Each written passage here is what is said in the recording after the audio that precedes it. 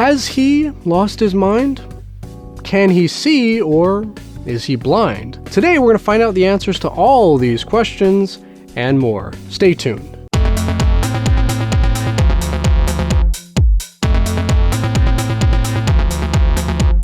Hey friends, welcome back to Vinyl Eyes. I am Jarrett New, and today we're going to discuss 10 facts about Black Sabbath, one of the greatest rock bands of all time. But before we get to that, today's song of the day is Children of the Grave by, of course, Black Sabbath. And if you have a suggestion for a song of the day, post it in the comments below and you might see it in a future video.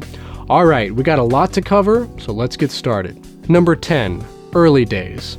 Black Sabbath was formed in 1968 in the UK with the 4 original band members: Tony Iommi, Geezer Butler, Bill Ward, and of course Ozzy Osbourne. Now, over the years they've also had many other talented musicians like Ronnie James Dio, Ian Gillan, Glenn Hughes, Tony Martin, Jeff Nichols, and Brad Wilk contribute to their music as well. Now, although their original band name was Earth, they later changed it to Black Sabbath for 2 main reasons. First, Geezer Butler was kind of dabbling in the occult during that time, and second, there was a popular horror movie from 1963 called Black Sabbath starring Boris Karloff, so they decided that Black Sabbath would be kind of a better fit.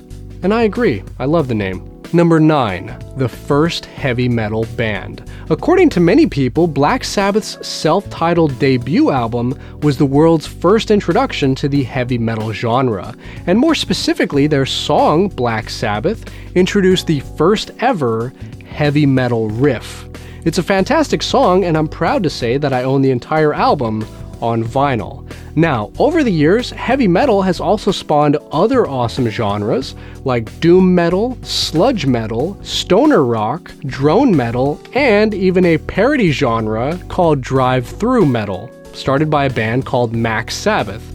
And as a side note, I went to one of their shows and they are hilarious. So if you want to know all about them, you can check out this video I made a while back.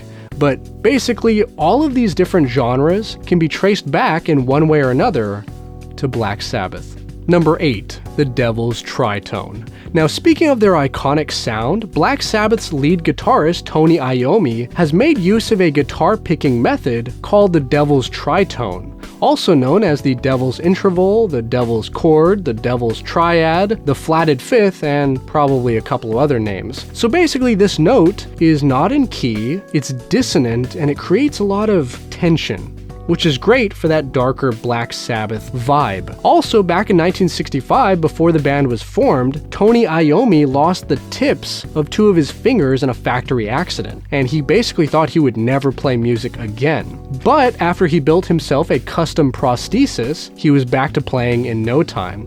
And he also found that by tuning down his guitar and using lighter strings, he was able to play even better. So you could say that this literal accident kind of turned into a happy accident. Number 7. Iron Man. A very common question that many people have is, which came first, the Iron Man character or the Iron Man song, and are they related in any way? Well, the short answer is no. They're not. They're 2 separate things. The Iron Man character made his first debut in the comic book series Tales of Suspense in 1963, and the song came out much later in 1970 on Black Sabbath's second studio album, Paranoid. Now, the song basically describes a time traveler who accidentally gets turned to steel by a magnetic field. He also sees apocalyptic visions of the future, and he tries to warn mankind, but instead they all basically just laugh and make fun of him. Well, that royally pisses him off, and he just decides to kill everyone. So, yeah, the song's a bit darker. Now, to make things even more convoluted, the song Iron Man was used in the 2008 movie Iron Man, which is about the character Iron Man. So, yeah, if you're confused, don't worry, you're in good company. Number 6, Ozzy goes solo. In 1977, after releasing a total of 7 studio albums, the band was in a very dark place. All of them were in fact abusing drugs and alcohol on a daily basis. And according to the other members, Ozzy took it a little too far. In addition to dealing with his own personal struggles, he had started losing interest in the band. So one day, out of the blue, he quit, and the band had to quickly scramble to find someone to replace him. Now, the very next year, in 1978, 3 days before they were going to go record their new album with vocalist Dave Walker, Ozzy suddenly decides he's had a change of heart and he wants to rejoin the band. Well, they graciously allowed him back in, and they went on to record their 8th studio album, Never Say Die. Now, the recording of that album was very difficult for them because, as I mentioned earlier, drugs. And getting ready for their next album was even worse. Their work ethic was horrible because they were stoned all the time, and to add insult to injury, Ozzy drank like a fish and he didn't want to sing any of the lyrics they brought to him. So basically, in 1979, Tony Iommi made the decision to fire Ozzy and begin the search for a new lead singer. Number 5. The Dio Years. In June of 1979, Sabbath chose Ronnie James Dio of the UK-based rock band Rainbow to replace Ozzy Osbourne as their new lead singer. And overall, this signaled kind of a noticeable change in their sound because Dio had a different singing style than Ozzy.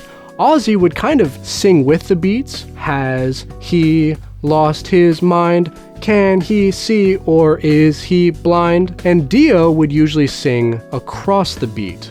Now, we still get those legendary guitar riffs by Iommi, which have always been kind of a staple of Black Sabbath's music, but now they're just complemented by Dio's vocals. Overall, the sound is still good, but just in a different way. Now, in addition to Dio's contributions on the albums Heaven and Hell, Mob Rules, Dehumanizer, and The Devil You Know by Heaven and Hell, Black Sabbath also featured vocalists Ian Gillan, Glenn Hughes, and Tony Martin. So basically, after Ozzy left, they collaborated with lots of other people and experimented with their overall sound. But the main driving force of the band, who's always been there, has been Tony Iommi. Now, unfortunately, Ronnie James Dio passed away in 2010. He left behind a great legacy with Black Sabbath and will forever be known as one of heavy metal's best singers. Number 4. Reunion. In the summer of 1997, after Ozzy Osbourne had had a lengthy and successful solo career, he and Tony Iommi began to collaborate again. Shortly after this, they were joined by Geezer Butler, and then eventually Bill Ward as well. So basically, this was the first time that all 4 of them had been together in a really long time. Now, they did put out some material around this time, but due to scheduling conflicts and other setbacks, the band wasn't able to work on as much new music as they would have liked. Although Iommi and Ozzy each published solo albums, they weren't able to release a completely new album with all new music as Black Sabbath. That wouldn't happen until much later in 2011 when Tony, Ozzy, and Geezer began work on their official last album, 13. Unfortunately, Bill Ward was left out due to contracts and creative differences. Number 3. Religion. Heavy metal, in general, has long been associated with the dark arts, the devil, and the devil's music. And with a band name like Black Sabbath and songs like Children of the Grave, Sabbath Bloody Sabbath, Electric Funeral, Headless Cross, Heaven in Black, and Heaven in Hell, you would think that all the band members are committing animal sacrifices in their living rooms, but the reality is that most of these guys are Catholic or Christian. Basically, their overall image is really just a vehicle that they've created to sing about the darker aspects of human nature. And in a 1986 interview, Ozzy was quoted as saying, "I'm a Christian. I used to go to Sunday school, and my idea of heaven is feeling good, a place where people are alright to each other. But this world scares the shit out of me. It always amazes me that mankind always goes to find the biggest, powerfulest means of destruction before they find anything good." So basically, the deeper meaning behind many of their songs is less about religion and more about people. Number 2. Legacy. To date, the band has won 2 Grammys with 4 nominations. They've been inducted into the UK Music Hall of Fame, the US Rock and Roll Hall of Fame, and have released 19 official albums, many other compilations, and overall have sold about 70 million records worldwide. So basically, these guys are rock and roll legends, they're the pioneers of heavy metal, and they will not be forgotten anytime soon. Number 1. The End. Speaking of the legacy this band will leave behind, officially Black Sabbath played their last show on February 4th, 2017. It was the final stop of their tour called The End, and it was held in Birmingham, UK, the exact same place that the band got started in the first place. Now, the biggest question on everyone's mind is this really the end?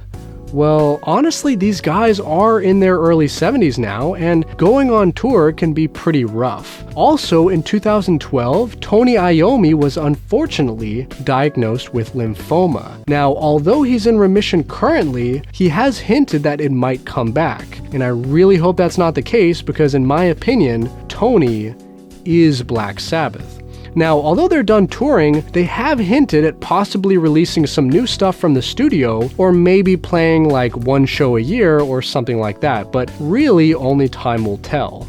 Now, what do you guys think about Black Sabbath, and do you think that they're going to release anything anytime soon? Let us all know down in the comments below, and if you love music, be sure to subscribe and smack that notification bell so you won't miss the new videos.